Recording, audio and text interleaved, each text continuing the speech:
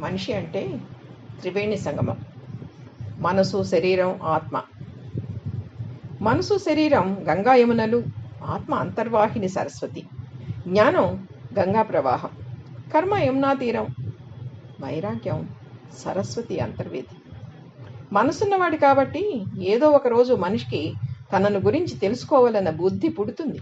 అలా బుద్ధి వికసించని పక్షంలో వారి హృదయంలో తానే జ్ఞానదీపం వెలిగిస్తానంటాడు శ్రీకృష్ణ పరమాత్మ. బంధమైన మోక్షమైన మనసుతోనే అని గీతావాక్యం. ప్రకృతి వలలో చిక్కుపడి దిక్కుతోచిన పరిస్థితి ఎదురైతే మనిషి గతి ఏమిటి? అందుకే బయట కనిపించే ప్రపంచం కన్నా అందమైన లోకం నీ లోపలే ఉందని వేద ఋషులు, ఆత్మవిధులు చెబుతారు. మనిషి మనుగడకి మూలకారణమైన ఆత్మ కనిపించదు.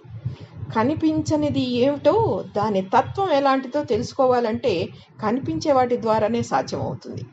ఈ వస్తు ప్రపంచం వెనుక ఒక అదృశ్య హస్తం ఉంటుంది. ఆ దివ్య శక్తే మనిషిని నడిపిస్తోంది. విద్యుత్ లాంటి ఆ చిచ్చక్తి విస్తరిస్తే మన నిజస్థితి తెలుస్తుంది. శరీరం ఒక ఉపాధి మాత్రమే, తీరం చేర్చే నావ లాంటిది. తీరం చేరేదాకా శరీరం అనే నావకు చిల్లులు పడకుండా తగిన జాగ్రత్త పాటించాలి. హితమైన ఆహారం మితంగా ఆరగించాలి. భోగ జీవితం యోగ జీవనంగా మారినప్పుడే ఆరోగ్యం మహాభాగ్యం అవుతుంది.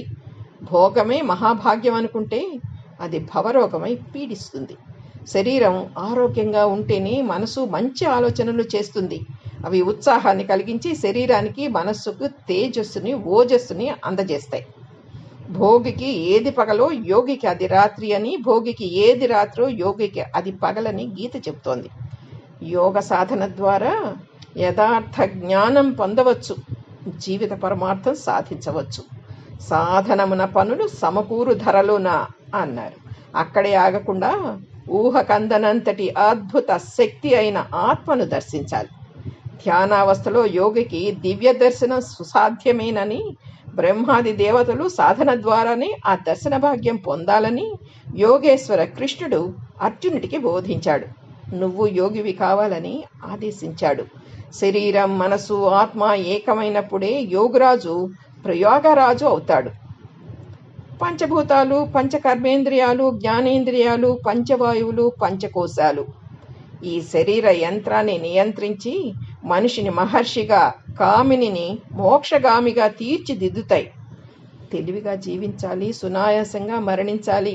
ఈ శరీరం ఒక వస్త్రం లాంటి ఆచ్ఛాదనం.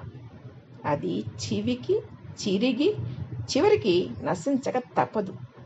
యమ, నియమ, ఆసన, ప్రాణాయామాలు శరీరాన్ని, ప్రత్యాహార, ధారణ, ధ్యానాలు మనసును సమస్థితికి తేగలిగినప్పుడు కలిగేది సమాధి. అదే ఆత్మ సన్నిధానం.